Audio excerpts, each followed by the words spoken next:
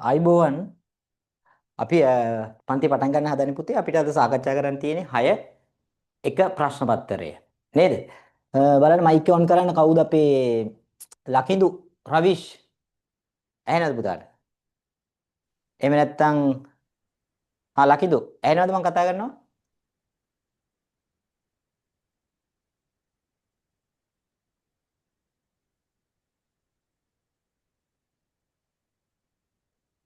අපේ විනිදි විකාශාත් mic on කරන්න බලන්න.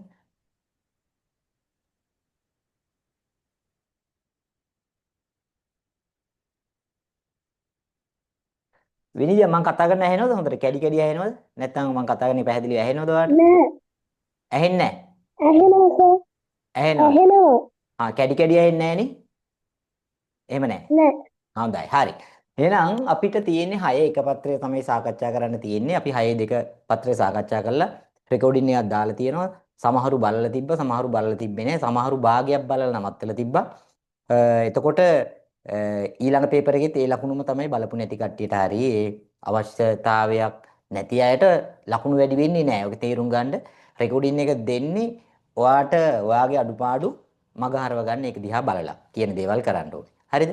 එතකොට නැත්තම් නිකන් බොරුවට පන්ති ඇවිල්ලා වැඩක් නැහැ නේද? කියන ඒවා කරන්න ඕනේ. ඒක මොනවද කියන්නේ කියලා බලන්න ඕන.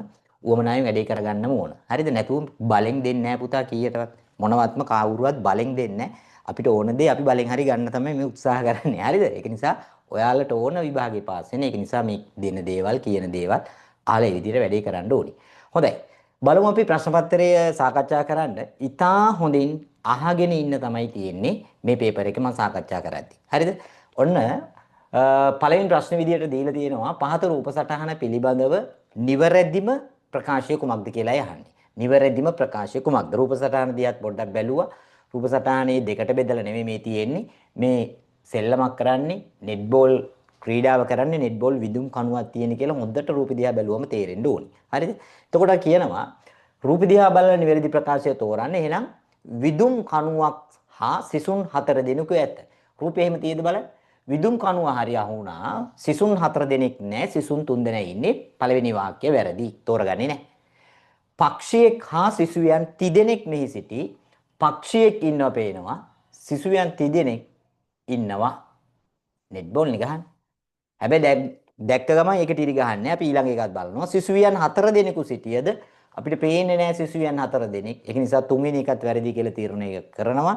උත්තරේ 2 කියලා අපි තෝරගන්නවා. උත්තරේ 2 කියලා අපි තෝරගන්නවා. ඉතින් හොඳට කියවන්නේ බලන්නේ නේ තියෙන්නේ නේද? අය හදන්න මොනවද දෙයක් නැහැ.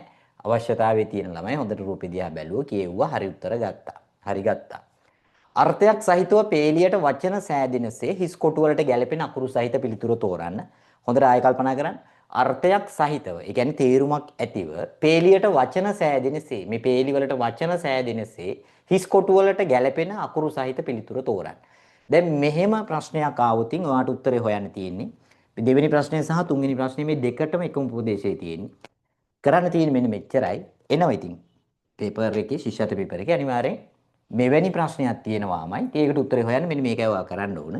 ඔයා කරන්න ඕනේ මේ උත්තරවල තියෙන අකුරු දැන් පළවෙනි උත්තරේ තියෙන්නේ න ස ත. මේ අකුරු දදා බලන්න කියන්නේ පළවෙනියටම තියෙන එකනේ. ස ත කියන අකුරු දාලා බලන්න ඕන කියවලා අර්ථයක් සහිත වචනයක් දෙන්නේ කියලා. සවන සවන කන ඇහෙන එකට කියනවා. එතකොට එහෙනම් ඒක හරි. වාසන මේ නය යන්න තියෙද්දි අර්ථයක් සහිත වචනයක් මතක් වෙන්නේ නැහැ. කාමත. එතකොට අර නයන්න තමයි ගැටලුව තියෙන්නේ නේද? වසන වා කියලා තිබ්බනම් ඔන්න ඒත් මේ නයන හරියන්නේ නැහැ. නමුත් මට විශ්වාස නැහැ මේ අකුරු තුනද කියලා. තාම හරියටම මේක නෙවෙයි. මීට වැඩි අර්ථයක් තියෙන ඒවා තියෙනවද කියලා බලන්න. අපිට තව උත්තර දෙකක් තියෙනවා. ඒ උත්තර දෙකේ අකුරුත් ওই විදිහටම දදා බලන්න ඕනේ. මේක මේ පේපර් එකේම ඔයාලට පුළුවන් පැන්සලෙන් ලියන්න කිසි ප්‍රශ්නයක් නැහැ. ස තියෙනවා, රූ තියෙනවා, ත තියෙනවා. දැන් කියලා බලන්න සවස, වරුණ, කමත දන්න වචන තුනක් තියෙන්නේ. දෙවෙනි එක හරි වගේ පේනවා. තුන්වෙනි එකත් ඒ වුණාට දාලා බලන්න ඕන. ඊට වැඩි අර්ථයක් තියෙද්ද නැහැ. දාලා බලන්න. සාවල වාටන ඔන්න එතන ගැලපීමක් නැහැ. එහෙනම් තුන්වෙනි එක ගැලපෙන්නේ නැහැ. උත්තරේ 2 කියලා තෝරගන්න ඕන. කරන්න තිබුණේ මොකද්ද? මේ උත්තරවල තියෙන අකුරු මේ හිස්තැන් වලට දාලා මොකක්ද අර්ථයක් සහිත වචන තියෙන්නේ මොන උත්තරේ අකුරු ටිකද කියලා බලන්න විතරයි තිබුණේ. ඒ වගේමයි තුන්වෙනි එකෙත් මම කිව්වේ. ඔය උපදේශයමයි දෙන්න තියෙන්නේ. පහත දැක්වෙන කවියේ හිස්තැනට ගැලපෙන පද තෝරන්න. පුතාට විභාගයේදී සමහර විට කවියක් නෙවෙයි, ප්‍රහේලිකාවක් වගේ මෙහෙම එකකුත් නෙවෙයි. සමහර විට ඡේදයක් දෙයි. ඒ ඡේදයේ හිස්තැන් වලට ගැලපෙන වචන ටික මොකක්ද කියලා හොයන්න තියෙයි. එතකොට ඒත් කරන්න තියෙන්නේ මේකම තමයි. පාට සුවඳ එක වගේ තිබෙන පළවෙනි එකේ තියෙන පිච්ච කියලා. දැන් මේක නම් දන්න එකක් නේද? පළවෙනි උත්තරේ තියෙන්නේ පිච්ච කියලා. එහෙනම් මෙතන පිච්ච ලියලා දාන්න ඕනේ. ලියලා බලන්න ඕනේ. පිච්ච ඊගාට පවසති කියලා තියෙනවා. රයිට්. බලමු දාලා ඒක. පාට සුවඳ එක වගේ තිබෙන පිච්ච මල වගේ පිච්ච මල සුදු පාටයි ගැලපෙනවද? කීකරු හොඳ ළමයේගේ කවුරුත් පවසති යගේ. පවසති කියන එක ගැලපෙනවා. නමුත් පිච්ච කියන එක ගැලපෙනවද කියලා නැවත හිතන්න. ඊළඟ තව තියෙන නිසා අපි ඒවත් දාලා බලන්න ඕනේ. පාට සුවඳ එක වගේ තිබෙන රෝස මල වගේ. හරිනේ. පාටයි සුවඳයි දෙකම තියෙනවා මල වගේ. කීකරු හොඳ ළමයේගේ කවුරුත් කියති අගේ. කියති කියන එක ගැලපීමක් ඇති වෙනවද කියලා කායි කල්පනා කරන්න ඕනි. ඒකත් තියලා ඊළඟ එක දැම්මොත් පාට සුවඳ එක වගේ තිබෙන රෝස මල වගේ කීකරු හොඳ ළමයේගේ කවුරුත් පවසති අගේ. හරිනේ. කවිය මතක් වෙනවා ඕක කියවනකොටම. උත්තරේ 3 තෝරගන්නවා රෝස සහ පවසති කියන වචන දෙක. එතකොට ඔයාලට තේරෙන්නේ නැති දැන් මේ ප්‍රශ්න 1 2 3ම කිසිම දෙයක් හදන්න දෙයක් නෙමෙයි තිබ්බේ. උත්තර දිහා බැලුවා නේ. උත්තර දිහා බැලුවා. හරි උත්තරේ තෝරගන්නයි තිබුණේ. රයිට්. ඊළඟ එක බලන්න. ඔන්න ඔයාගේ ප්‍රශ්නවලට තියෙන අවධානය බලන ප්‍රශ්නයක් මේක. ඔයා මේ ප්‍රශ්නවලට අවධානයෙන් උත්තර ලියන්න කියලා බලන එකක් තමයි මේක. 2023 වර්ෂයේ පළාත් අධ්‍යාපන කාර්යාලය මගින් මාස කිහිපයක් සඳහා පැවැත් වූ අනාවරණ පරීක්ෂණ වලින් සුපුන් පළමු පත්‍රයේ සඳහා ලබාගත් ලකුණු පහත දැක්වේ කියලයි තියෙන්නේ. ළමෙක් ලබා ගන්නපු ලකුණු ටික තමයි ඔය තියෙන්නේ. එයා ජනවාරි වල ලකුණු 60යි, පෙබරවාරි වල 65යි, මාර්තු 70 අප්‍රේල් 75යි කියනකොට මේ අපිට තේරෙනවා 60 65 70 75 පහ වැඩි වෙලා තියෙන්නේ. රයිට්. ප්‍රශ්නය අහන්නේ මෙහෙමයි. මේ අනුව සුපුන්ගේ ජූලි මාසයේ ලකුණු ප්‍රමාණය කොපමණ විය හැකිද කියලා අපෙන් අහන්නේ. අපිට හරි ලේසි ටක් ගාලා උත්තරේ කියයි.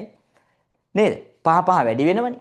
එහෙනම් ජූලි මාසයේ ලකුණු කීයද කියලා අහුවොත් අපිට ඉතා පහසුවෙන් පිළිතුර හොයාගන්න පුළුවන්. පැහැදිලිද? දැන් ප්‍රශ්න දැන් මේකට උත්තර නොලියපු කට්ටියට උනත් දැන් මේක දිහා බැලුවම මොකද්ද මේ වෙලා තියෙන්නේ පහ වැඩි වෙලානේ තියෙන්නේ කියලා තේරෙනවා. එහෙනම් අහන්නේ ජූලි මාසයේ මේ ළමයා ලබා ගනිපු ලකුණු කීයද කියලා. විනුදි අලකොලාංග කියන්න බලන්න ඇත්තරම ජූලි මාසයේ මේ ළමයා ලකුණු කීයක් ගනීද? ටක් ගාලා මයික් ඔන් කරලා කියන්න ඕනේ. හා. ඇහෙන්නේ නැහනේ. විනුදි කියන්න බලන්න ආයේ.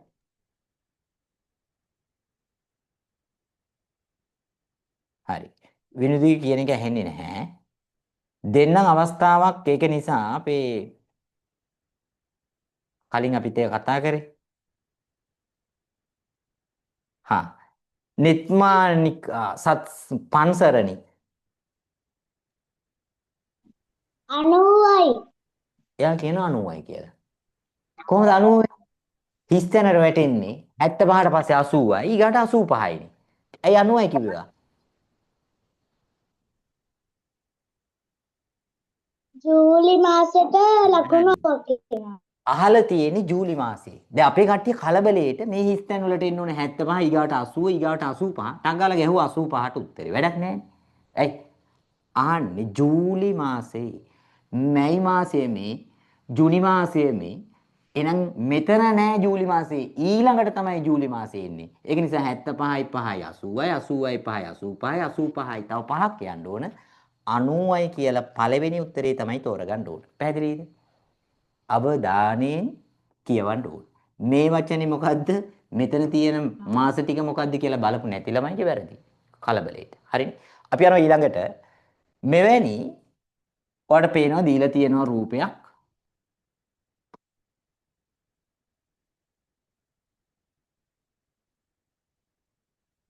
මෙවැනි බෝල හරි රව් සෑම සමචතුරස්‍රයකම පිහිටන ලෙස කපා ගැනීමට මෙම කඩදාසිය නැමිය යුතු වාර ගණන කීයද?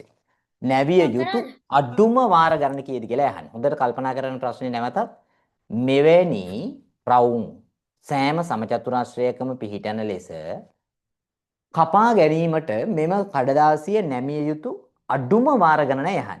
ඉතින් මම දැකලා දැන් මේක අරගෙන කපනවා කට්ටිය. හරිද? මම ඒ වෙලාවෙත් කිව්වා ඔයාලට පන්තියේ ප්‍රශ්න පත්‍රයකට උත්තර ලියද්දි කිසිම දරුවෙක් කතුරක් ගේන්න බෑ.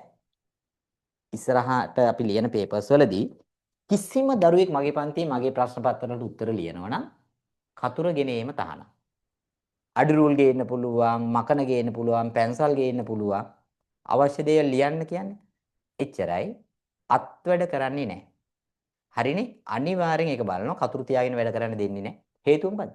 ශිෂ්‍යත්ව විභාගයට ඔයාට අරගෙන යන්න හම්බ වෙන්නේ නැහැ. අරන් යන්න පුළුවන් වෙන්නේ පැන්සලුයි, මකනයි, අඩි රූලුයි විතරයි. හරිද? වෙන දේවල් අරගෙන යන්නේ නැහැ. ඔව් කටර එකත් අරන් යන්න පුළුවන් පැන්සල උල ගැලුණොත් උල් කරගන්න. ඒව අරන් එන්න. අනිත් ඒවා වැඩක් නැහැ. ඕන ඔරලෝසු අරන් එන්න පුළුවන්. වෙලාව බලන්න වෙන මොනකටවත් බෑ. හරිද? එච්චරයි.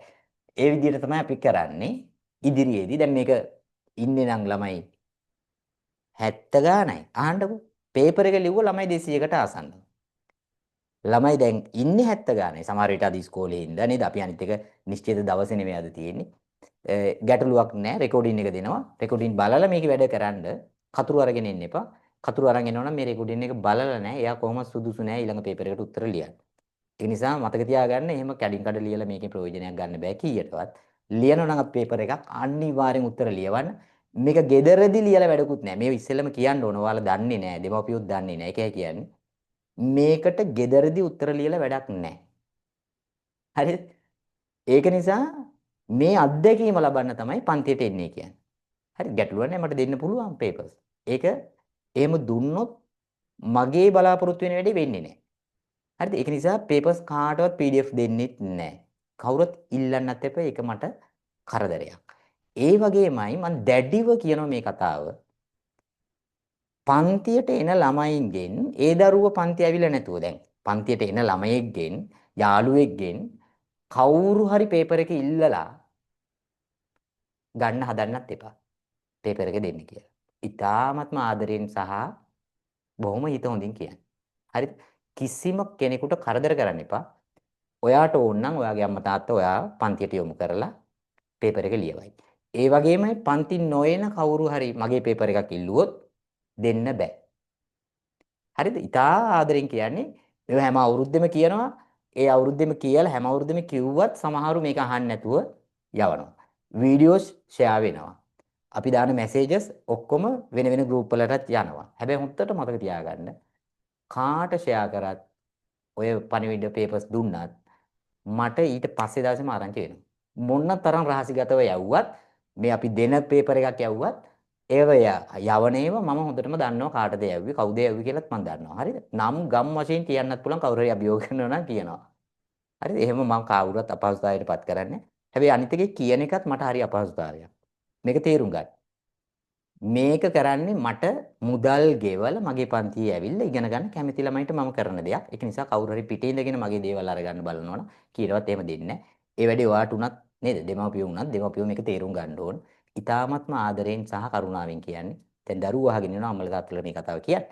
හැබැයි මතක තියාගන්න කලින් අවුරුදු වල මේ කියලාත් කියන දේ අහන්න නැති කට්ටිය කිහිප දෙනෙක්ම පන්තියේ අතරමඟදී නවත්තන්න වුණා. සමහර විට විභාගයේ ලඟ වෙලා අන්තිම සතිය දෙකේ පවා හරි අන්තිම සතියේ සහ දෙකෙත් මම පන්තියට ඇතුළත් කරගත්තේ නැහැ. එතකොට ඉතින් මම නරකයි කරන්න දෙන්නේ. ඒක මීට කලින් දැනුවත් කරලා ඉතින් දැන් ඔයාලට කිව්වා. විභාගය ඉවර වෙනකම් මේ කතාව වළංගුයි. කිසියම් කෙනෙකුට මගේ නිබන්ධනයක් යවුවොත් මගේ පේපර් එකක් අතින් ගෙනහිල්ලා දීලා තිබුණත් මට ආරංචි වෙනවාමයි. ආරංචි වුණ ගමන් මම ප්‍රසිද්ධියේත් නම කියයි. අයින් වෙන්න කියලාත් කියයි. හරි මේ වැඩේ කරන්න බොහෝ දුරට උත්සාහ දරනවා. මගෙත් එක හිතවත් කියලා හිතාගෙන ඉන්න ගුරුවරු ඉන්නවා මෙතන. හිතවත් තමයි. හැබැයි මාත් එක්ක හිතවත් නම් මම මේ කියන දේ අහන්න ඕන. හරිද? ඒ වගේම තවත් දෙමව්පියෝ ගොඩාක් ඉන්නවා මාත් එක්ක මම හැමෝම යාළු හිතවත්. හැබැයි හිතවත්කම ප්‍රොජෙක්ට් අරගෙන කාට හරි දෙන්න එපා. හිතවත්කම් නැහැ මේ කතාව මගේ පන්තියට අදාළයි දරුවන්ට අදාළයි. ඒක නිසා හිතවත්කම්ද ඥාතිකම්ද ඒවා අදාළ වෙන්නේ නැහැ මේ නීති රියුරාසි වලට. හරි. ඒ වගේම මේකත් කියන්න. අපි 4 වසරේ විෂය නිර්දේශය අවසන් කරලා තියෙනවා. හරිද? දැන් ලබන සතියේත් උගන්වන්න තියෙන පොඩ්ඩක්. 4 වසරේ සිලබස් එක ඉවරයි.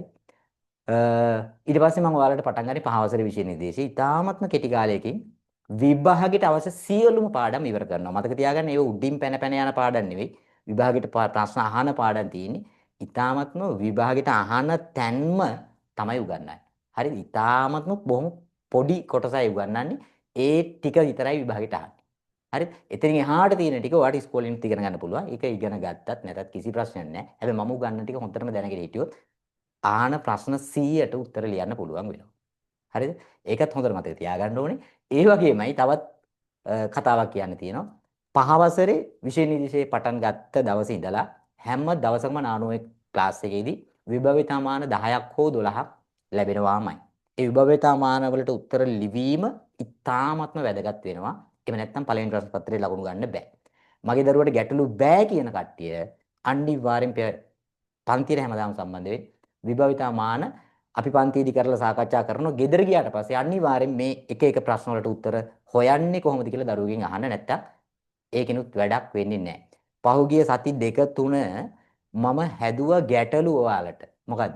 මේ අවුරුද්දට ගැලපෙන විදිහේ ගැටලු හැදුවා. හරිද? මේ අවුරුද්දේ ඔයාලගේ විභාගෙට එන්න පුළුවන් ගැටලු හදලා තියෙන්නේ. ඒවට උත්තර ලියන්න පුළුවන් වෙන විදිය ඔයාලට කියලා දෙන්න ඕන ප්‍රශ්න තමයි ඉදිරියේදී හැම දවසකම ලැබෙන්නේ. පහ වසරේ විෂය නිර්දේශය ආරම්භ කරනවා අපි මේ එන මාසේ එන සතියේ ඉඳලා. සූදානම් වෙන්න. එතකොට අලුත් පොත් එහෙම ගේන්න ඕනේ නැහැ. හතර වසරේ ඉවර වෙලා නැති පොත තමයි අරගෙන එන්න ඕන. අලුත් පොත් කිසිම දෙයක් ඕනේ නැහැ. පරිසරයේ සෑම පාඩමකම වගේ අත්‍යවශ්‍ය සෑම පාඩමක වගේ නිබන්ධනය ඔයාලට ලැබෙනවා. පරිසරයේ අත්‍යවශ්‍ය කොටස් පමණක් පොතේ ලියනවා. බොහොම චුට්ටයි පොතේ ලියන්නේ. නිබන්ධනය ඔයාලට ලැබෙනවා නානෝයේ පන්තියේ.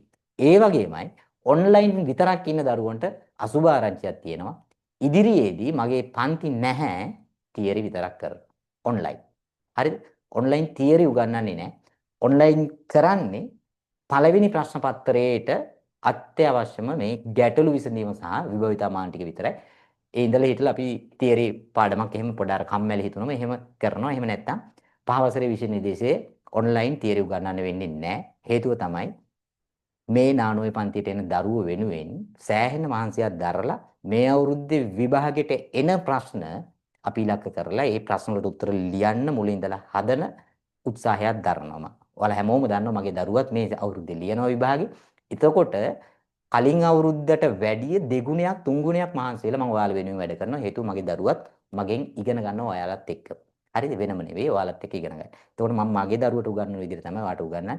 නැත්නම් මම වටේම ඉන්න හැමෝම පාස් කරලා ඉවර වෙලා මගේ දරුවට හොඳ ලකුණක් අරගෙන දෙන්න මම උත්සාහ කරන්නේ නැත්නම් වැඩක් නැහැ. හරිනේ? ඔන්න ඇත්තම කතාව කිව්වා. මේව සාමාන්‍යයෙන් කවුරුත් කියන්නේ නැහැ. මේක තමයි ඇත්තම කතාව. ඒක නිසා සෑහෙන මහන්සි වෙලා වැඩ කරනවා. වැඩ කරන්න ඕන නිසා තමයි ඔන්ලයින් තියරි නවත්තලා අපි පළවෙනි පේපර් එකට ගොඩ යන්න වැඩි කරන්නේ. හරි? දෙවෙනි පේපර් එකේ ලකුණු 100ක් ගන්න එක නේ එච්චර ලොකු දෙයක් නෙවෙයි. ඒවා අපි ඉස්සරහා පේපර්ස් කතා කරනකොට ඒව ඔයාලට තේරෙනවා. හරිද? හරි. එතකොට අර කිව්ව කාරණා මතක තියාගෙන වැඩ කරගෙන යන්න ඉදිරියේදී එහෙම වුණොත් මාත් එක්ක වැඩ කරන්න බොහොම පහසු වෙයි. නැත්තම් ඉතින් මාත් එක්ක තරහ වෙලා වෙන කොහේ හරි යන්නත් වෙයි. හරි. දැන් අපි යනවා. තව චූටි දෙයක් කියන්නද? උගන්වන්න එක ටිකක් වේගවත්. ඒක නිසා හොඳට අහගන්න ඕන වේගවත් උගන්වන්නේ ඔයා ඒ වේගෙට ගන්න ඕන නිසා. එහෙම නැත්නම් මට මේහිට මේව කියලා දීලා පැය දෙකක් විතර මේක සාකච්ඡා කරලා නවත්තන්න පුළුවන්. එහෙම වැඩක් නැහැ. මේ දකින දේවල් කියන දේවල් වේගය වුණාම ඔයාගෙත් වේගය වැඩි වෙනවා. ඕක තමයි අපේ පන්තිවල තියෙන රහස්. හරිද? ඒ රහස් ඉතින් කියන්න වෙනව හේතුව සමහරව හිතනවා සර්ගේ වේගය වැඩි. අපේ ළමයින්ට අල්ලගන්න බෑ. අල්ලගන්න බැරි නම් තව ඉතා හොඳින් අහන්න වටපිටාවට අහුම් ගන්න දෙන්නේ නැතුව මගේ වචන වලට අහුම් ගන්න දෙන්න. එතකොට හොඳට අල්ලගන්න පුළුවන්. එහෙම තමයි වෙන්න ඕන. හරිද? හරි. එහෙනම් අහන්නේ මෙන්න මේ සමචතුරස්‍ර හැම එකකම මෙන්න මේ වගේ රවුම් කපා ගන්න නම් කී සැරයක් මේක නවන්න ඕනද කියලා අහන්නේ. අපිට පේනවා රූපේ දීලා ඇඳලා තියෙනවා කොටු වලට වෙන් කරලා තියෙනවා. ඉතින් එහෙනම් ඔයාලට පුළුවන් බොහොම සරලව මේක නවන්න ඕනේ මෙතනින් ඉස්සෙල්ලම. මෙතනින් නැව්වහම මේ කොටස එනවා මේක උඩට. පැහැදිලිද? මේ කොටස එනවා මේක උඩට. දැන් තියෙනවා මේ වගේ කෑලි දෙකක්. ඊට පස්සේ අපිට පුළුවන් තවත් වතාවක් නවලා මේ වගේ මේ කොටසට ආවට පස්සේ හරිද මේ කොටස විතරයි මේ කොටසයි මේ කොටසයි නේ තියෙන්නේ. මේ කොටසත් නවලා මේක උඩට ගන්නවා. එතකොට මම එක තැනකින් නැව්ව මෙන්න දෙවෙනි තැනකින් නැව්ව මේ. දැන් පේන්න තියෙන්නේ මේව නෑ පේන්නේ නෑනේ. ඒ ඔක්කොම තියෙන්නේ මෙන්න මේක උඩ. මේ යටම කොටසේ උඩනේ තියෙන්නේ. දැන් යටම කොටසේ කොටු දෙකක් පේන්න තියෙනකොට කොහොමද අනේ?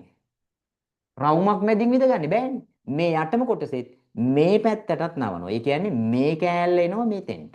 මේ කොටුව එනවා මේ උඩට. එතකොට මේ කොටුව පේන්නේ නැහැ. පේන්නේ මෙන්න මේ කොටුව විතරයි. එහෙනම් මේ කොටුව මැදින් අපි රවුම කැපුවම කපල දිගෑරියම මේ හැම කොටුවකම රවුම වදිනවා. එහෙනම් එක තැනකින් නැවුව මෙන්න, දෙපොලකින් නැවුව මෙන්න, තුන්වෙනි තැනින් නැවුවේ මේ පැත්තට. එන අවස්ථා කීයකින් නවනවද? තුන් පොලකින් තුන් තැනකින් නවන්න ඕනේ. නේ? අඩුම නැමිය යුතු වාර ගණන 3යි. දෙකකින් නවල බෑ, හතරකින් නවලත් බෑ. පැහැදිලිනේ? රූපේ කපන්න ඕන කමක් තිබුණේ නැහැ. ඔයාට කල්පනා කරලා ඔහොම ඇඳගන්න විතරයි තිබුණේ. හරි. ඊළඟට බලන්න 6 වෙනි ප්‍රශ්නේ තියෙන්නේ. ඒතකොට කතුරු ගේන්න එපා කිව්වේ විභාගයට කතුරු ගෙනියන්නේ නැති නිසා. නැත්තම් ඔයා බොහොම පහසුවෙන් කපලා උත්තර හොයාගනි. හැබැයි වැඩක් නැහැ විභාගයට අරන් යන්න දෙන්නේ නැහැ. එතකොට විභාගෙදී උත්තර හොයන්න බැරි වෙනවා. හරිද? ඕක තේරුම් ගන්න. රයිට්. ඊළඟට බලන්න. ඊළඟට තියෙනවා 6 වෙනි ප්‍රශ්නෙන් තියෙනවා පහත දැක්වෙන්නේ සමචතුරස්‍රාකාර කඩදාසියක් හතරට නම අඳුරු කර ඇති කොටස් ඉවත් කළ ආකාරයයි. ඉතින් එතකොට දැන් මේක කියන කොටත් කියන මේව කොහොමද හදන්නේ? කතුරු නැතුව නේද? කපලා බලන්නේ නැතුව කොහොමද හදන්නේ කියලා කට්ටිය ප්‍රශ්න කරයි. මෙන්න මෙහෙමයි හදන්නේ. ඒ අනුව මුල් කඩදාසිය දිගහැරිය විට දැකිය හැකි වන්නේ කුමක්ද කියලා නෑනේ. රයිට් පුතේ. දැන් ඔයා තේරුම් ගන්න මේක නවනවනේ මේ නවන නැවුම් රේඛා තමයි මේ කඩේරි වලින් තියෙන්නේ. ඉතින් මේක මේ පැත්තට එක සැරයක් නවලා ආයි උඩට තව සැරයක් දෙසරයක් නවනකොට අපිට පේන්න තියෙන්නේ මෙන්න මේ අඳුරු කරන ඒවා පේන්නේ නැහැ. ඇයි? මේ කොටු තුනම තියෙන්නේ මෙන්න මේ අංක 1 කියන තැන කොටුවේ තියෙන. මෙන්න මේ උඩ තියෙන්නේ. මේක නැව්වහම මේ ඔක්කොම තියෙන්නේ මේක උඩ. හවුද නැද්ද? හරි. මේ පැත්තට නැව්වා. මේ පැත්තේ ඉඳලා මේ පැත්තට නැව්වා. ඊට පස්සේ මේ පැත්තේ ඉඳලා උඩට නැව්වා. එතකොට තියෙන්නේ මෙන්න මේ එක පොඩි සමචතුරස්‍රයයි තියෙන්නේ. හරි. ඕක ඔයාලට තේරුම් ගන්න පුළුවන්. එහෙම පොඩි සමචතුරස්‍රයක් එහෙම එක උඩ එහෙම ආවනම් අනිත් සමචතුරස්‍ර තුනම මේ උඩ එකට ආවනම් මේ කියන විදියට මේ ඇඳපු විදියට අපිට පේනවා මෙන්න මේ අඳුරු කරපු කොටස. හරිද? මෙන්න මේ අඳුරු කරපු කොටස මෙන්න මේ අනිත් මේ ත්‍රිකෝ මේ සමචතුරස්‍රයේත් මෙතනම ඒ විදියට වදින්න ඕන. මෙතනම ඒ විදියටම කැපෙනවා. මෙතනම ඒ විදියට කැපෙනවා. මේ කොටුවෙත් ඒ විදියට කැපෙනවා. මොකද හේතුව මේ කොටුවක් තියෙන්නේ මේ කුඩේ නිසා. පොඩ්ඩක් කල්පනා කරන්න. මේ කොටුවත් මේ කුඩ තියෙන නිසා මේ පැත්තෙන් මේක කැපෙනවා. ඒ වගේම ඉතින් මේ කොටුවත් මේ කුඩ තියෙන නිසා ඒ කොටුවෙත් මේ මුල්ල කැපෙන්න ඕන. ඇයි මේ පැත්ත කපනවා. ඒ වගේමනේ පුතේ මේ කොටුවත් මේ කුඩ තියෙනවා නම් මේ වගේම කොටසක් මේකෙත් කැපෙන්න ඕන. ඒ කියන්නේ මැදට එන්න ඕන සමචතුරස්‍රයක්. දැන් හොයාගන්න. මැදට සමචතුරස්‍රයක් නෙවෙයි මේ සමචතුරස් හතරක් ඇවිල්ලා තියෙන්නේ. ඉතින් මෙතනින් මෙහෙම කෑලි කැපුවාම මේ නේද? ඔය මේ ඉරි ඔක්කොම කැපිලා යනෝනේ. මැද තියෙන ඕනේ හිස් කොටුවක්. මේ තියෙන්නේ ලස්සනට. මේ තියෙන්නේ දෙකක් තියෙනවා. උත්තර දෙකක් තියෙනවා. පළවෙනි එක ගන්න බෑමයි. බෑ. ඒක ගන්න බෑ. ඒ වගේමයි මේ කෙලවරකින් කපලා තියෙන පේනවනේ. ඉතින් කෙලවරකින් කැපුවනම් මේ කොටුව මේක උඩ තියෙනවා නම් මේ කෙලවරිනුත් වැටෙන්න එපා මේ වගේම එකක්. මේ වගේම කෑල්ලක් කැපෙන්න එපා. නේද? මේක කෙලවරින් කැපුවා නම් මේ කොටුවත් මේක උඩ දැන් කල්පනා කරන්න මේ කොටුව මේක උඩ තියෙනවා නම් මේ කෙලවරේ එපා කැපෙන්නේ. ඇයි ඉතින් මේක උඩනේ. ඔන්න ඔයාට නිකම්ම හිතන්න පුළුවන්. හරි. ඒ වගේමනේ දැන් මේ කොටුව මේ පැත්තට නවල තියෙන්නේ මේක උඩ තියෙන්නේ මේ කෙලවර වගේම මේකේ මේ කෙලවර කැපෙනවා. දැන් ඔයාට පේන්න ඕන වටේටම මුළු හතරක් කැපිලා තියෙන්නේ. කො වටේට මුළු හතර කැපිලා තියෙනවා මෙතන. මේකේ වටේටම නෙවෙයි මැදින් කැපිලා තියෙන්නේ. වටේටම මුළු හතරයි. මැදින් සමචතුරස්‍රය කැපෙන්නේ. දෙවෙනි උත්තරේ කියලා අපිට ටක් ගාලා තෝරගන්න පුළුවන් කමක් තියෙනවා. හරිද? හරි. ඊළඟ එක බලන්න 7 වෙනි ප්‍රශ්නය. 7 වෙනි ප්‍රශ්නයෙන් අහනවා මුලින් දී ඇති රූපයට සමාන රූපය තෝරන්නේ කියලා තියෙන්නේ. හරිද? මේවා ඉතා පහසුවෙන් ලකුණු ගන්න තියෙන ඒවා. බොහොම කල්පනාවෙන් බලන්න විතරයි තියෙන්නේ නේද? රයිට්. එතකොට බලන්න එහෙනම් 7 වෙනි ප්‍රශ්නේ මුලින් දී ඇති රූපයට සමාන රූපය තෝරන්නේ කිව්වම අපි බලනවා පළවෙනි උත්තරේ හරිද කියලා. නෑනේ ගව් මේක ඉරක් නෑ. ඒක ගන්න බෑ. දෙවෙනි රූපේ හරි ඉරි ටික නම් හරි. හැබැයි කොලර් එකේ කෑල්ලක් අඩුයි. 1යි 2යි ගන්න බැරි නම් උත්තරේ 3 කියලා උත්තරේ 3 තෝරගත්තා. උත්තරේ 3. 8 වෙනි ප්‍රශ්නේ බලන්න.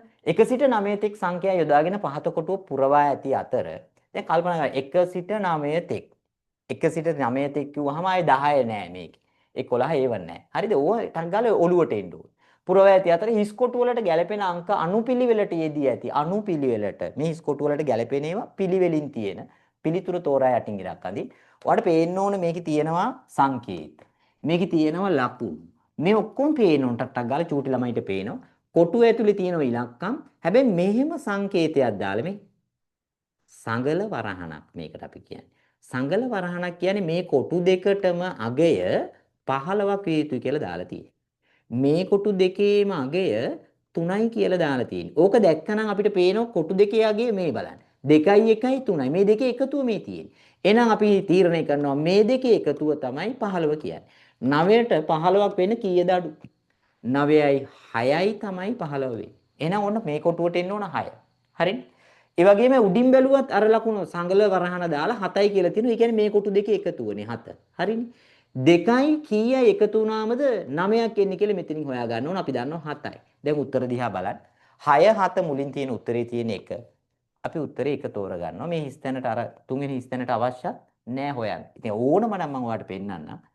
5යි මෙතනට 9ක් වෙන්න අඩු ගානේ එන්න ඕන 4යි. ඔය ඉතින් 6 7 4 උත්තරේ නිවැරදි. ඒ වගේ අපිට කාලය ඉතුරු කරගෙන උත්තර හොයන්න පුළුවන් ක්‍රම තියෙනවා. ඕවා ඔයාලා අනුගමනය කරන්න ඕන ප්‍රශ්න පත්‍රවල උත්තර ලියද්දී. හොඳයි බලන්න 9 වෙනි ප්‍රශ්نين අහන්නේ 87.5 යන සංඛ්‍යාව හරිද 8705 යන සංඛ්‍යාව සංකේත මගින් ලියා තිබුණේ ඔන්න ඔය විදියට. කොටුව, ත්‍රිකෝණි, තරුව, රවුම ලෙස. ඒ අනුව 5.87 ලියා ඇති පිළිතුර තෝරන්නේ කියලා නේ කියන්නේ. නේද? ලියා ඇති පිළිතුර තෝරන්න. right? 5.87 කියන ඉලක්කම් ටික ලියා ඇති පිළිතුර තෝරන්න. හරි. මේක කරන්න කිසිම දෙයක් නැහැ. ඔයාලට පේන මුලින්ම 87.5 යන සංඛ්‍යාව ලියලා තිබුණේ මෙහෙමනම් මේක දාගන්න විතරයි තියෙන්නේ. 8 7.5 කියලා වගේ පේපර් එකේ ওই ඉලක්කම් ටික දාගත්තා නම් ආදේශනේ තියෙන්නේ. අපෙන් අහන්නේ 5.87. 5.87 නම් 5 කියන්නේ මුලින්ම රවුම තියෙන්න ඕන. මුලින් රවුම තියෙන හැම එකේම. ඊළඟට බිඳුව තියෙන්නේ බිඳුවට දාලා තියෙන තරුව. රවුමයි තරුවයි තියෙන්නේ මේ 2 හරි 3 හරි. පළවෙනි එක ගන්න බෑ උත්තරේට. හරිද? මෙහෙම වා හරි හරි දදා ඉන්නේ නෑ. මම ඔයාලට පෙන්නන දාන්න ටිකක් ගාලා පේනවා. හරිද? ඊළඟට තියෙන්නේ 8. 8ට දාලා තියෙන්නේ කොටුව. එහෙනම් තරුවට පස්සේ තියෙන්නේ කොටුව. තරුවට පස්සේ තියෙන්නේ කොටුවක් නෑ මෙතන. තරුවට පස්සේ කොටුව තියෙන්නේ තුන්වෙනි උත්තරේ. උත්තරේ 3යි කියලා තෝරගන්න. හොඳට මතක තියාගන්න මේවත් වැරදි ළමයි. තවමත් 4 වසරේ ඉන්න බෑ මේ වගේ ළමයි. මේව වරද්දනවා දැන් ඉන්න ඕන 3 වසරේ වගේ. හරිද? 3 2 වගේ. ඒතකොට 4 වසරට ඇවිල්ලා මේව වරදින්නේ නෑ. බොහොම කල්පනාවෙන් වැඩි කරලා නෑ කියලායි තේරුම් ගන්න ඕන. තව ඉතා සැලකිලිමත් වෙලා මේ ඉක්මනින් නිවැරදිව මේව කියවල තේරුම් අරගෙන වැඩ කරන්න උත්සාහ කරන්න. බොහොම පොඩි කාලයක් තියෙන මතක තියාගන්න 5 වසරට ආව දැන් පොඩි දවසයි නේද? 5 වසරට ආපු ගම ඉතා ඉක්මනින් කාලය ගත වෙනවා. දෙමාපියන්ටත් කාලය නැති වෙනවා දරුවන්ට උගන්වන්න. ඔයාලටත් කාලය නැති වෙනවා ඉගෙන ගන්න හේතුව ඉස්කෝලේ වැඩ ගොඩාරියක් ඔයාලට කරන්න වෙයි. එතකොට ආයේ අමතර ඉගෙනීම ගැන නේද? මේ අපි උගන්වන එක ගැනට අවධානයක් යොමු වෙන එකක් නැහැ. ගොඩාරියක් උගන්වන්න තියෙනවනේ ඉස්කෝලේදී උගන්වනවා අවශ්‍ය පන්ති දාලා උගන්වයි. එතකොට මහන්සි වැඩි නේද?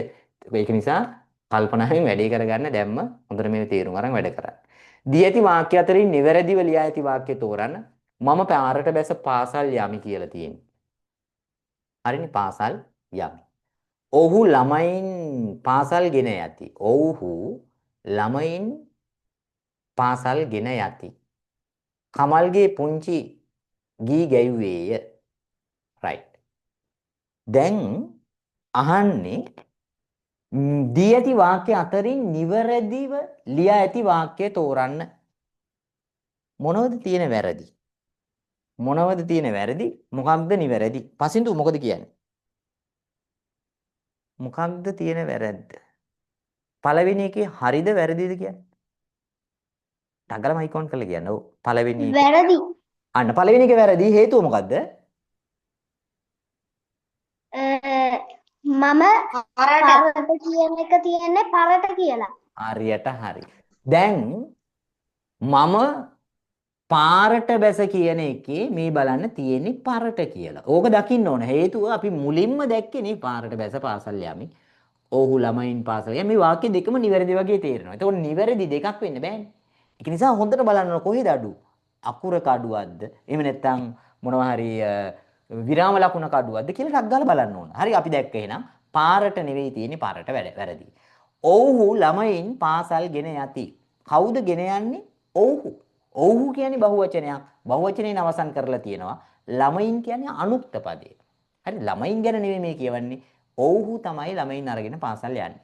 කමල්ගේ පුංචි ගී ගැයුවේ කියන බෑ පුංචි තමයි ගී ගයන්නේ. පුංචි කියන්නේ ගැහැණු කෙනෙක්. ආය කියන શબ્දයෙන් අවසන් කරන්නේ.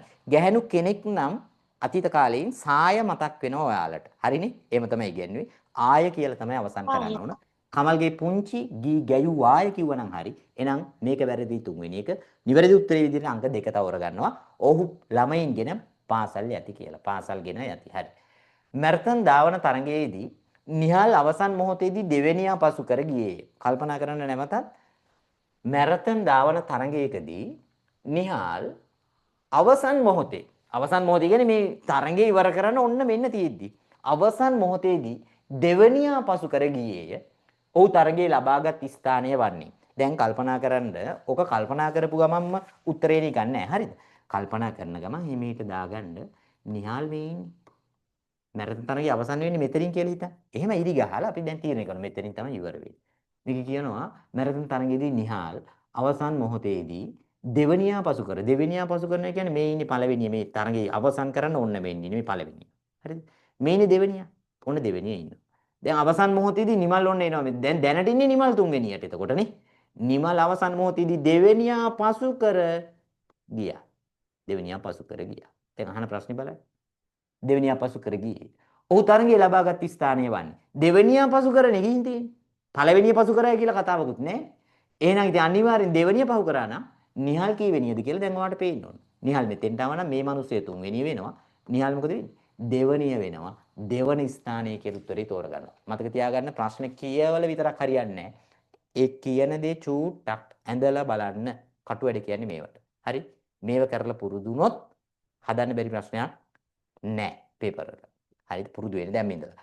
ඊළඟට අහනවා 13 වෙනි ප්‍රශ්නයෙන් 13 වෙනි ප්‍රශ්නයෙන් අහනවා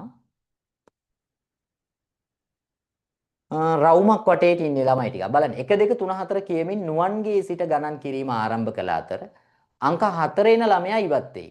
කතාව තේරෙනවද? 1 2 3 4 කියමින් නුවන්ගේ සිට ගණන් කරනවා. එහෙම ගණන් කරනකොට අංක 4 එන ළමයා ඉවත් වෙනවා. මේ ආකාරයට ගණන් කළ විට අන්තිමටම ඉතිරි වන ළමයින් 3 දෙනා වන්නේ කියලා යහන්නේ. අන්තිමටම ඉතිරි වෙන්නේ මොන ළමයි 3 දෙනාද කියලානේ යහන්නේ. right. එහෙනම් ඉතින් මේක දිහා බලාගෙන ඉඳලා උත්තර දෙන්න බෑ කියලා ඔයාලට තේරෙන්න ඕන. මේක දිහා බලන් ඉඳලා උත්තර තීරණය කරන්න බෑ. ඔයා ඔය කියන කතාව කරන්න මේපෑ. නේ? ඔය කියන දේ කරලායි බලන්න ඕන. right. අපි කරලා බලමු. ගණන් කරන්න පටන් ගන්න නුවන්ගේ ඉඳලා 1 2 3 කියලා 1 2 3 4 කියලා ගණන් කරනවා. 4 කියන කෙනා අයින් වෙනවා. right. හොඳට බලන්න.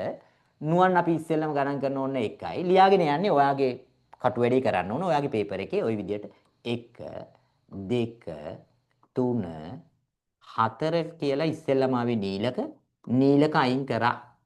නීලක අයින් කරා. අන්තිමට 3 දෙනෙක් ඉතුරු වෙනකම් ওই විදිහට අයින් කරන්න ඕන.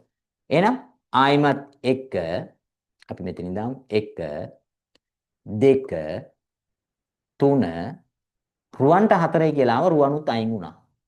රුවන් අයින් වුණා. හරි අයින් වෙන කට්ටිය ඔහොම කැපුවා. ඊට පස්සේ ආයිමත් එන්නේ නුවන්ට 1 මම ආයෙ මෙතනින් දාගන්නවා ආයෙ 1 ආයෙ 2 ආයෙ මෙයා 3 ආයෙ 4යි කියලා නීලක නෑනේ. 4 කියන කෙනා ඔන්න සමන් වුණා. සමනුත් අයින් කරා. හරිනේ. දැන් බලන්න කපල නැතු ඉන්නව එක්කෙනයි දෙන්නයි තුන් දෙනයි හතර දෙනයි පස් දෙනෙක් ඉන්නවා. තුන් දෙනෙක් ඉතුරු කරගන්න ඕනේ. right. 4යි කියලා මෙයා කැපුණා. නැවතත් මෙයා 1 2 3 4 කියලා කියවෙනව නුවන්ට. ඔන්න නුවණුත් කපලා අයින් කරා. දැන් ඉතුරු වෙලා ඉන්නව 1යි 2යි 3යි 4යි. right. එහෙනම් ගයාන් තමයි ආයෙ 1 කියන්න වෙන්නේ. රුවන්ට ආයෙ 2. මේ දෙන්නම කපලා තියෙන්නේ. ගීත 3 සහන් 4 වෙනවා. සහනුත් අයින් කරනවා. දැන් ඉතුරු වෙලා ඉන්නේ ළමයි 3 දෙනයි. කවුද ළමයි 3 දෙනා? ගයාන් රුවන් ගීතා. ගයාන් රුවන් ගීතා කියලා කොහේ හරි තියෙදි කියලා බලන්න. ගයාන් රුවන් ගීතා. එහෙම උත්තරයක් හොයාගන්න පුළුවන්ද බලන්න? නැත. එහෙනම් කපපු විදිය කොහේ හරි වෙනස් මොකක් හරි වැරද්දක් තියෙන්න ඕන. මං කපපු විදිය කොහේ හරි එකක් මාරු වෙලා තියෙනවා. නෑ නේ උත්තරේ. එහෙනම් මොකද කරන්නේ? දැන් මං කපපු හැටි වැරදි. ඔයා මොකද කරන්න ඕන? ඔයාටත් ඉතින් මොමාවන මොකද කරන්න ඕන? ඔයත් කොහේ හරි එහෙම වැරද්දක් අහුණා නම් ඔයා කරන්න ඕන නැවත ටක් ගන්න මේක හරියන්නේ නැහැ. නැවත වතාවක් ගණන් කරන්න ඕන. හරිද? එහෙම ගණන් කරලා බලන්න මේ ගණන් කරන එක තමයි මට ඔයාලට කියලා දෙන්න තියෙන්නේ. දැන් හැබැයි ඔයා තමයි හරියම බලන්න ඕන කවුද ඉතුරු වෙන්නේ කියලා. මේ වැඩේ අනිවාර්යෙන් ඔයා කරන්න උත්තරේ එන්න ඕන මොකද්ද?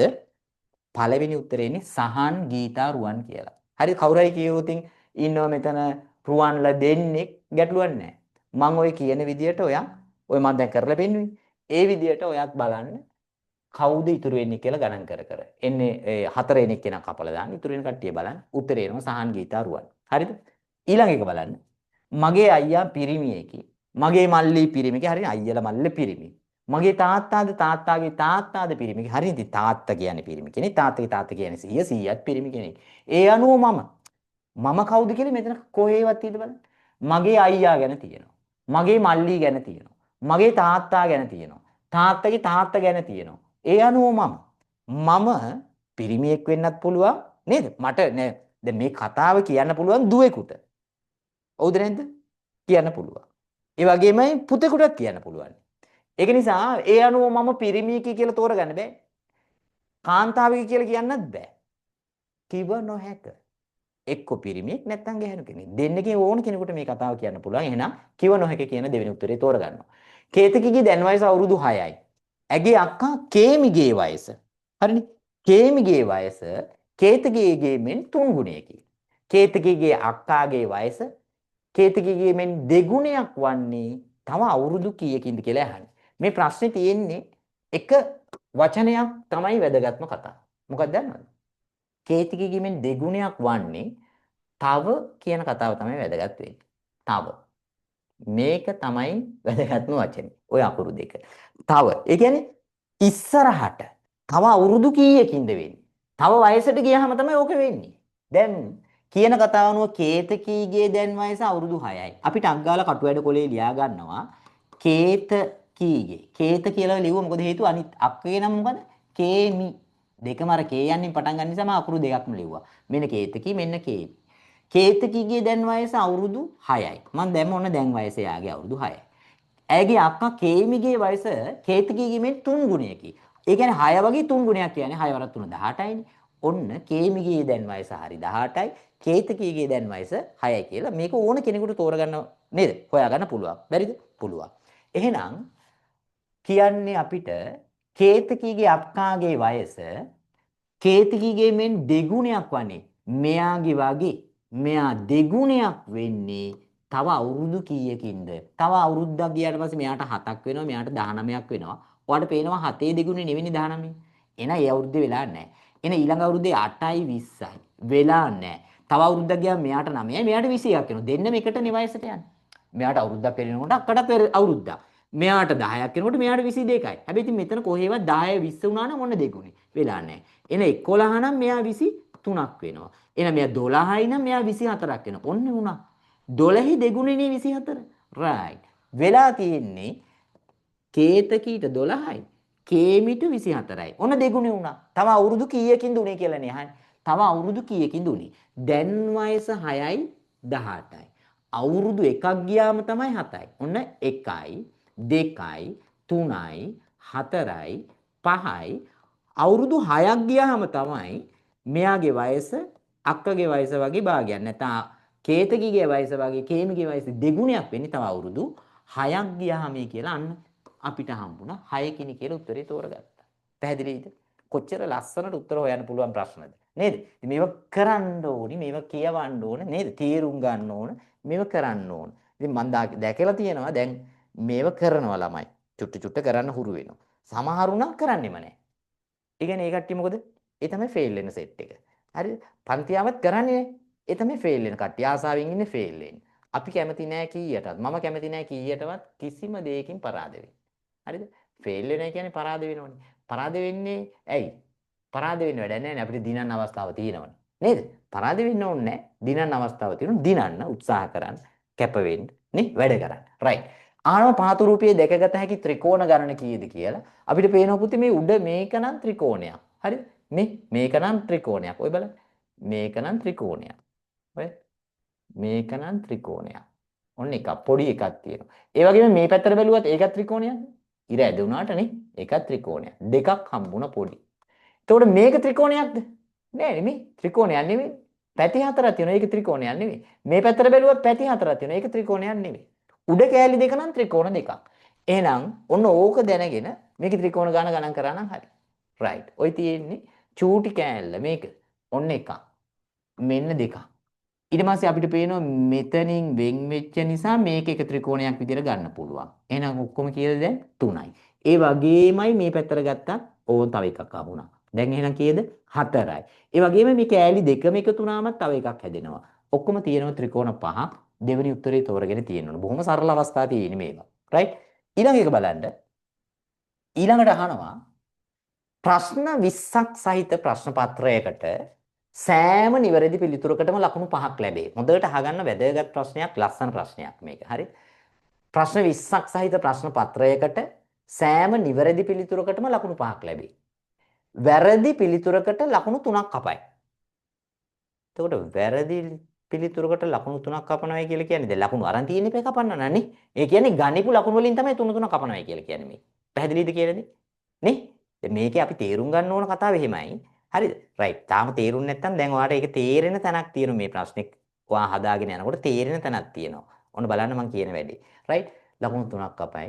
ලකුණු 36ක් ලැබූ දරුවෙක් ලියු නිවැරදි ප්‍රශ්න ගණන කීයද කියලා අහන්න. දැන් ඒක කොහොමද හොයන්නේ කියලා දැන් ඉතින් දස අතේ කල්පනා කරන්න දෙයක් නැහැ. ශිෂ්‍යත් විභාගයේ පළවෙනි ප්‍රශ්න පත්‍රය කියලා කියන්නේ මෙන්න මේ කතාව ඔයා හොඳටම තේරුම් ගත්තා නම් ඔයාට ලකුණු 100න් පළවෙනි පේපර් එකේ ලකුණු 100න් ලකුණු 60ක් 70ක් විතර ගන්න පුළුවන් මම මේ කියන කතාව ඔයාගේ ජීවිතේට අද දාගත්තොත්. බොරුද කියලා බලන්න. පසුගිය විභාග ප්‍රශ්න පත්‍ර අරන් බලන්න මේ කතාව අදාළ වෙන්නේ නැද්ද කියලා. හරිද? මොකද දන්නවද? දැන් මේවා එහෙම හොයන්න නම් සාස්ත්‍ර බැලීමේ හැකියාවක් තියෙන්න බෑ. අපිට එහෙම හැකියාවක් නැහැනේ. ඒ වුණාට සාස්ත්‍ර බැලීමේ හැකියාවක් තියෙන්න ඕනේ කියලා හිතෙන ප්‍රශ්නවලට පටස් ගාලා උත්තර හොයාගන්න පුළුවන් ක්‍රම තියෙනවා. ඇයි? ශිෂ්‍යත් විභාගයේ පළවෙනි පේපර් එකේ තියෙනවා පුතේ උත්තර 3ක්. හැම එකේටම උත්තර 3ක් තියෙනවා. එතකොට දැන් මේ ප්‍රශ්නෙට අනුව නම් මේ දරුවට ලකුණු 36ක් ලැබෙන්න හරියන්න ඕනේ යාගේ පේපර් එකේ එක්ක ප්‍රශ්න 12ක්. එහෙමත් නැත්නම් ප්‍රශ්න 18ක් හරියන්න ඕනේ. එහෙමත් නැත්නම් ප්‍රශ්න 14ක් හරියන්න ඕනේ. ඔන්න ඔය ප්‍රශ්න ප්‍රමාණයන් තමයි හරියන්න ඕන ලකුණු 36ක් ලැබෙන්න නම්. ඒක නිසා ඔයාට වෙන වෙන කතන්දර ගැන කල්පනා කර කර ඉන්න දෙයක් නෑ. මෙයාගේ 20ෙන් 15ක්ද හරි ගියේ. මෙයා ඉතින් මෙතන එහෙම ගන්න නෑනේ. ඒක නිසා ඔයාට හිතන්න දෙයක් නෑ. මෙයාට 20ෙන් 10ක්ද හරි ගියේ. එහෙම හිතන්න ඕනේ නෑ. ඔයාට හිතන්න තියෙන්නේ 12ක්ද හරි ගියේ. රයිට්. අපි හිතමු ඇත්තටම පළවෙනි උත්තරේ දන්නේ නෑනේ. හරි. අපි හිතමු මෙහෙම. මෙයාට ලකුණු 36ක් ලබා ගන්න එයාට ප්‍රශ්න නිවැරදි වෙලා තියෙන්නේ පළවෙනි උත්තරයට අනුව 12යි කියලා. හරි. එහෙනම් මෙයාගේ නිවැරදි 12 නම් ඔයා දැනගන්න ඕන මෙයා වැරදි කීයක් ගත්තද කියලා. නේ? නිවැරදි 12යි නම් මෙයා වැරදි කීයක් ගන්න නැද්ද කියලා ටක් ගාලා දැන් හිතෙන්න ඕන, පේන්න ඕන. කො බලන්න මට කියන්න බලන්න මෙයා වැරදි කීයක්ද ගත්තේ පළවෙනි උත්තරය අනුව මෙයාගේ 12ක්ම හරි ගියා නම් මෙයාට වැරදි කීයක්ද තියෙන්න පුළුවන් අනුහස්. වැරදි කීයක්ද තියෙන්න පුළුවන්. ටගල මයික් ඔන් කරන්න. නෑනේ. එතකොට මෙතන ඉන්න අය වීඩියෝ ඕෆ් කරගෙන පන්ති ඉන්න එපා. තේරුමක් නැහැ. එහෙනම් පන්ති ඉඳලා වැඩකුත් නැහැ. අපරාධයක්. හරි? හරිද? දැන් ඉතින් අද කියන්න දෙයක් නැහැ වීඩියෝ ඔන් කරගන්න. එහෙම කියන හරිද? හැමදාම පන්ති දැන් මේ නැත්තම් අපි මේකත් නවත්තලා දාමු. හරිද? දැන් මේ මම බොහොම හිතලා පේපර් එකක් සාකච්ඡා කරන්නේ ඔන්ලයින්. ඔයාලට මේ මුල් පේපර්ස් ටික මම එක සැරයක් කියලා මදි කියලා හිතලා නැවත මේක තේරෙන්නේ නැති ඒවා ආයේ බලා ගන්න ඕන. මේ දරුවන්ට පව් ඉස්කෝලේ ගිහලා මාන්සි වෙලා ඉන්නේ. ඉතින් ඕක සෑහෙන්න ඉතින් මොකද හේතුව මමත් දන්නවා මගේ දරුවක් ඉන්නවා. ඉතින් එක සැරයක් කියලා තේරෙන්නේ නැහැ ඒ කට්ටියට. මේ කීප සැරයක් තේරුම් ගන්න පුළුවන්. මම පන්තියට ඕගොල්ලෝ ගෙනල්ලා මේක සාකච්ඡා කරන්න මට මාර පහසුයි. හරිද? මට වියදම් වෙන මුදල අඩුයි. තේරුණාද? හැබැයි ඔයාට වියදම් වෙන මුදල වැඩි එන්න යන්න ඔයාගේ කාලය සෑහෙන අපතේ. නේ? එන්න යන්න. හරිද? ඉතින් ඕව සෑහෙන හිතලා තමයි මේ ඔන්ලයින් පන්තියක් කරන්නේ. ඉතින් ඒක හරියට ප්‍රයෝජනෙට ගන්න නැත්නම් බොහොම කනගාටුදායකයි. මට එහෙම ඉතින් අවශ්‍යතාවයක් නැහැ. පන්තියට ආවොත් උගන්වනයි කියලා පාඩුවේ එහෙමත් මට කරන්නත් පුළුවන්. හරිද? ඉතින් ඔයාලා තමයි තේරුම් අරන් වැඩේ කරන්න ඕන. හොඳට මතක තියාගන්න. එහෙම තේරුම් අරන් වැඩේ කරගෙන යන්න. හැමදාම මේ හැමදේම කියන්න ඕනේ නැහැ. එක දවසක් කිව්වම පන්ති ඉන්න ඕන විදිහ දැනගන්න ඕන හැමෝම. හරි? රයිට්. එයාගේ උත්තරේ එන්නේ නැහැ. මම අහනවා උත්තරේ 8යි කියලා කියන්නේ. ඒ කියන්නේ වැරදි ගණන 8යි. ඇයි ඔයා 8යි කියලා කිව්වේ කොහොමද?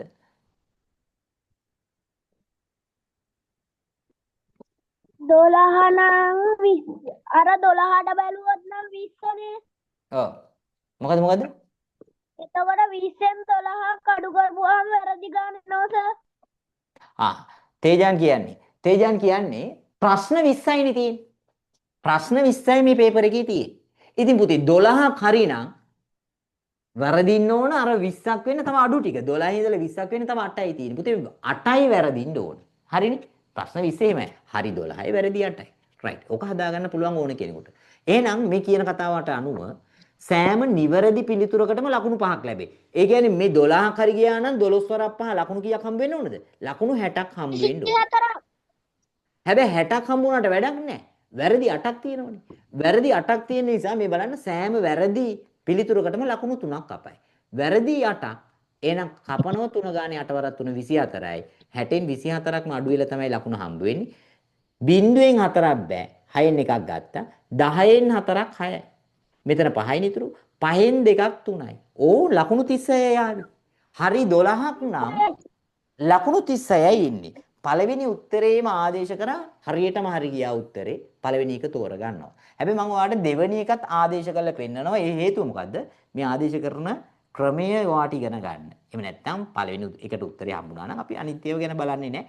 ටක් ගාලා අපි යනවා ඊළඟ එකට. හැබැයි මම මේකේ ඔයාලට කියලා දෙන්නේ මේ ඔයාට තවත් මේ නැවත තහවුරු කරගන්න මේ වැඩේ කරන්නේ කොහොමද කියන එක. හරි. ඔන්න එහෙනම් දෙවෙනි උත්තරේ තියෙන්නේ 18යි කියලා. අපි හිතමු හරි 18යි. රයිට්. අපි දැම්ම ඕන හරි 18යි.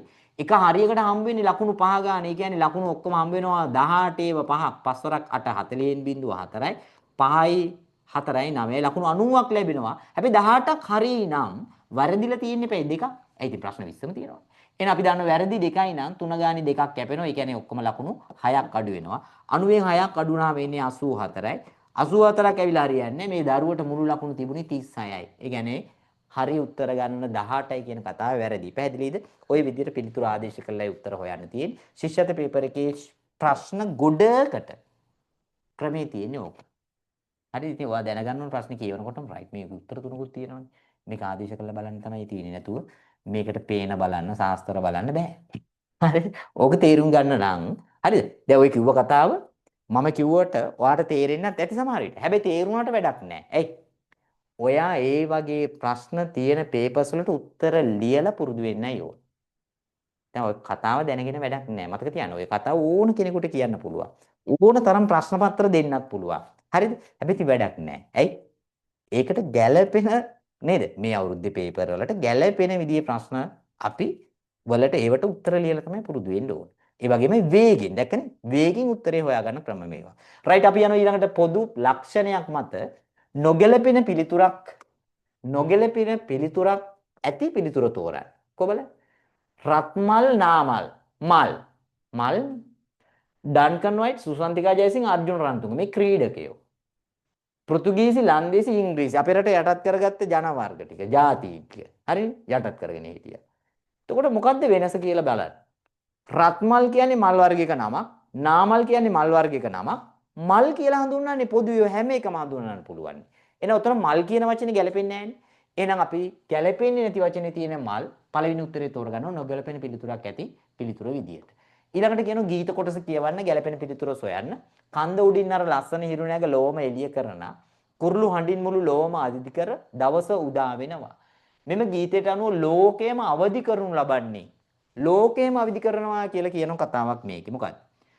කන්ද උඩින් අර ලස්සන හිරු නැගලා ලෝවම එළිය කරනා. හිරු කරන්නේ මොකක්ද? ලෝකෙම එළිය කරනවා. මෙම ගීතයට අනුව ලෝකෙම අවදි කරන්නේ යටින් තියෙන අවදි කරන කතාව. කුරුළු හඬින් මුළු ලොවම අවදි කර. ලොවම අවදි කරන්නේ කවුද අවදි කරන්නේ? කුරුළු හඬින්. එහෙනම් ලොවම අවදි කරනු ලබන්නේ කුරුල්ලෝ කියලා තමයි තේරුම් ගන්න ඕන මේක කියවලා. හරිද? හිරු නැගලා තමයි ලෝකෙම දවස උදා කරන්නේ කියලා අපි දන්නවා. ගීතය කියවන්න. ගීතය කියවෙන කුරුළු හඬින් තමයි මුළු ලෝකෙම අවදි කරන්නේ. මම ඒකයි අහලා තියෙන්නේ. ඔයාට ලියන්න තියෙන්නේ උත්තරේ තෝරගන්න තියෙන්නේ කුරුල්ලෝ කියලා. රයිට් අපි යනවා ඊළඟ එකට. 20 වෙනි ප්‍රශ්නෙන් අහනවා ගානක් විදියට මේක හදන්න තියෙන්නේ. තේරුම් ගන්න. හොඳට අහගෙන හිටියොත් තේරෙනවා. 2023 ජනවාරි 5 සඳුදාය 2023 ජනවාරි 5 සඳුදාය. හරි. මේ වර්ෂයේ පුරාවටම ඇති සඳුදා හා බදාදා දින ගණන පිළිවෙලින් කීයද කියලා අහන්නේ. මුළු අවුරුද්දටම තියෙන සඳුද දවසුයි බදාදා දවසුයි ගණන පිළිවෙලින් අහන්නේ. ඉතින් දවස් ගණන් තියෙන්න පුළුවන් 52ද 52ද. ඒ කියන්නේ සඳුදාත් 52යි බදාදාත් 52යි. හරි එහෙම නැත්නම් සඳුදා 53යි බදාදා 52යි. එහෙම නැත්නම් සඳුදා 52යි බදාදා 53යි. දැන් මේක කොහොමදනේ අවුරුද්දෙම තියෙන දවස් ගණන් ගන්න එහෙම පුළුවන්ද? බෑනේ. එහෙම බෑ කියලා ඔයාලා දන්නවා. හරිද? හැබැයි කරන්න තියෙන්නේ මෙච්චරයි. ඔයාලා හැමෝම දන්නවා සතියට දවස් තියෙන්නේ 7යිනේ. නේ? සඳුදා, අඟහරුවාදා, සඳුදා, අඟහරුවාදා, බදාදා, බ්‍රහස්පතින්දා, සිකුරාදා, සෙනසුරාදා, ඉරිදා කියන දවස් ටිකෙන් තමයි ඔය සතිය හැදිලා සති වලින් මාස හැදිලා මාස වලින් අවුරුද්ද හැදෙන්නේ. ඉතින් ඔයාලා දන්නවා 2023 කියලා කියන්නේ දවස් තියෙන්නේ 365ක් තියෙන අවුරුද්දක්. හරිනේ? සාමාන්‍ය අවුරුද්දක් 2023 කියන්නේ 2025 වගේ. හරිද? එතකොට මේ දවස් 365ක් තියෙන්නේ මගේ පුතා මේ දවස් 365 හැදෙන්නේ සති එකතු වෙලා. සති. ඔයගොල්ලෝ දන්නවා සතියකට තියෙන දවස් 7යි. අන්න ඒ වගේ මේ වගේ දවස් 7 සෙට්. මෙන්න මේ වගේ සෙට් එකතු වෙලා තමයි දවස් 365 හැදෙන්නේ. පැහැදිලිනේ කතාව. මේ වගේ සෙට් කීයද දන්නේ නැහැ.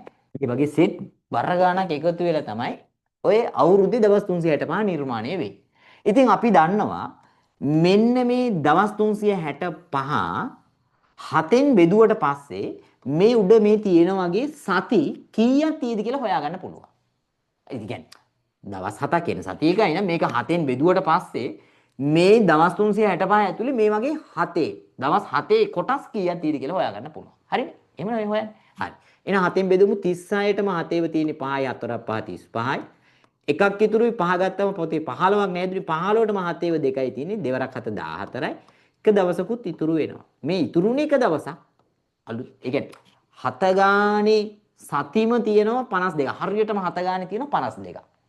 ඒ වගේමයි තව වැඩිනුත් දවසක් තියෙනවා. හරි. දැන් ඔය කතාව ඔයාට තේරුණා. අපිට මේ ගානේ දීලා තියෙනවා ජනවාරි 5 තමයි සඳුදා කියලා.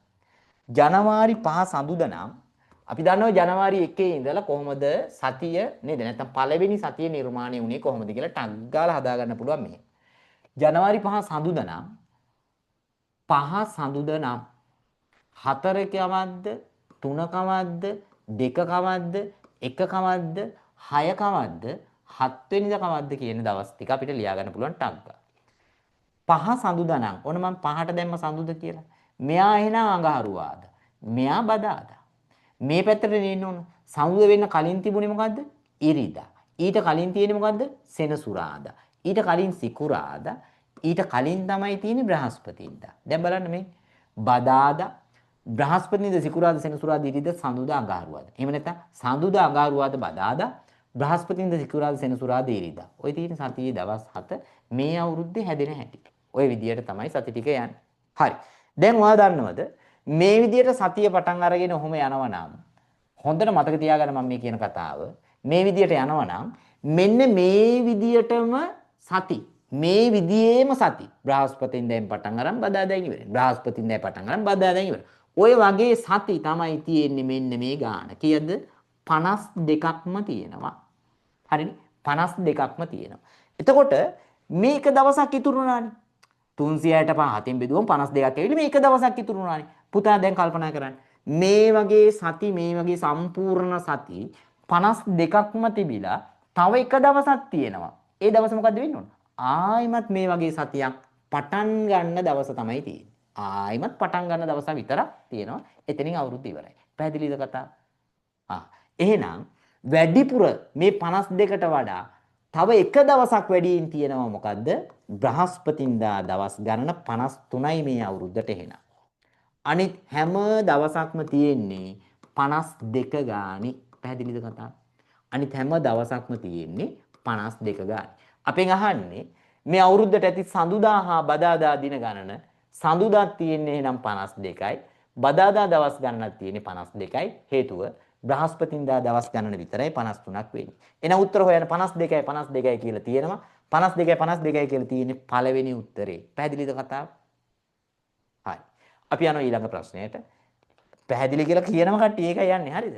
පැහැදිලි නැත්නම් ඉතින් ආයෙ රෙකෝඩින් එක බලන්න බොහොම පැහැදිලිව කියලා ඇති. හරි බොහොම එමෙහිට පැහැදිලිව කියලා ඇති. එතකොට ওই කතාව තේරුම් ගන්නම ඕනි. පළවෙනි වතාවේදී ඔයාලට නොතේරුණා නම් දෙවෙනි තුන්වෙනි වතාවටත් මේක අහන්න. එතකොට තේරෙනවා. හැබැයි හොඳට මතක තියාගන්න මේ මෙච්චර අමාරු ඒවා බෑ. මෙච්චර ඒවා නම් බෑ අපිට කියලා අතාරිනවා නම් විභාගය ගැන තියෙන ආසාව අත්හරින්න. ඒ කම්මැලියෝ තමයි එහෙම හිතන්නේ. හරි. බැරි නම් තමයි නැවත අහන්න ඕන. ඒත් බැරි නම් ආයෙ අහන්න ඕන. ඒත් බැරි නම් මගෙන් ඇවිල්ලා අහන්න. හරිද? එතකොට ආයෙ කියලා දෙනවා. ළඟ ඉඳගෙනත් කියලා දෙනවා. එහෙමනේ නේද? හරි. එහෙම වෙන්නේ.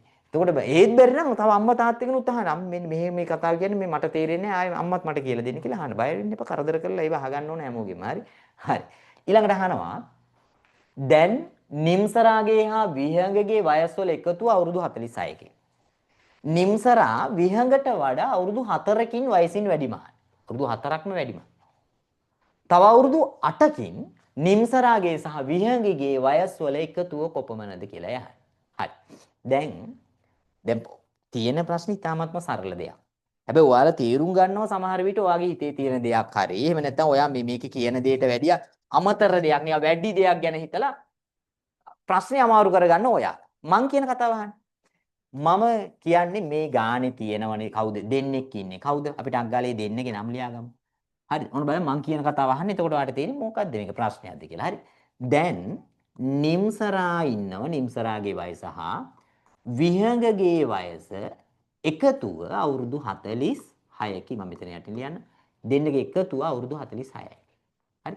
අපි දන්නේ මේ නිම්සරා කීයද අවුරුදු විහංග අවුරුදු කියලා අපිට වැඩකුත් නැහැ.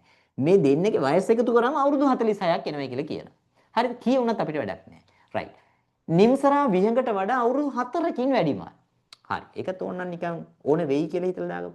නිම්සරා මෙන්න මේ විහංගට වැඩිය 4ක්ම වැඩි. 4ක් වැඩි. හරි. 4ක් එකතු වෙලා තමයි මේ 8 වැඩි 4ක් වැඩි. රයිට්. ඒකත් ඔක තියන්න. තව අවුරුදු 8කින් නිම්සරාගේ සහ විහංගගේ වයස් වල එකතුව කොපමණ වෙන්නවද කියලා යහලා. තව අවුරුදු 8කින්. දැන් මේ මිනිස්සයාට අපි නිකන් හිතන්නකෝ අපි මෙයාට වයසක් දන්නේ නැහැ. වයස කීය වුණත් මෙයාට වයස 5 වුණත් 6 වුණත් 10 වුණත් 15 වුණත් තව අවුරුදු 8කින් මෙයාට අවුරුදු කීයක්ද වැඩි වෙන්නේ? මෙයාට තව අවුරුදු 8කින් නම් තව අවුරුදු 8ක් තමයි වැඩි වෙන්නේ.